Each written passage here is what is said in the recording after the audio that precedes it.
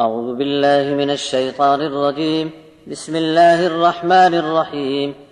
إذ قال الله يا عيسى إني متوفيك ورافعك إلي ومطهرك من الذين كفروا وجاعل الذين اتبعوك فوق الذين كفروا إلى يوم القيامة ثم إلي مرجعكم فأحكم بينكم فيما كنتم فيه تختلفون فأما الذين كفروا فأعذبهم عذابا شديدا في الدنيا والآخرة وما لهم من ناصرين وأما الذين آمنوا وعملوا الصالحات فيوفيهم أجورهم والله لا يحب الظالمين.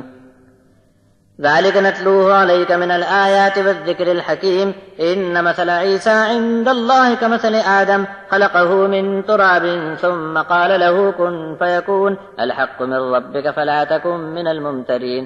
فمن حاجك فيه من بعد ما جاءك من العلم فقل تعالوا ندعو أبناءنا وأبناءكم ونساءنا ونساءكم وأنفسنا وأنفسكم ثم نبتهل فنجعل لعنة الله على الكاذبين.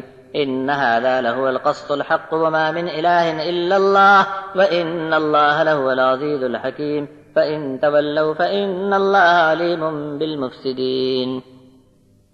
جب فرمایا اللہ نے اے عیسیٰ میں تم کو واپس بلانے والا ہوں اور اپنی بارگاہ میں بلند مرتبہ عطا فرمانے والا ہوں اور کافروں کے الزام سے تم کو پاک رکھوں گا اور قیامت تک تمہاری اتباع کرنے والوں کو منکروں پر بڑائی عطا کروں گا، پھر میری ہی طرف تم سب کو لوٹ کر آنا ہے، پھر فیصلہ کروں گا میں ان تمام باتوں کا جس میں تم اختلاف کرتے تھے۔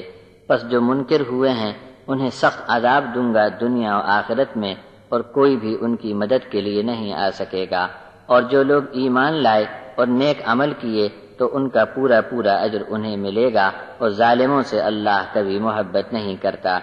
یہ آیات ہم تمہیں پڑھ کر سناتے ہیں، یہ تو دانش مندی اور حکمت سے لبریز نصیحت نامہ ہے۔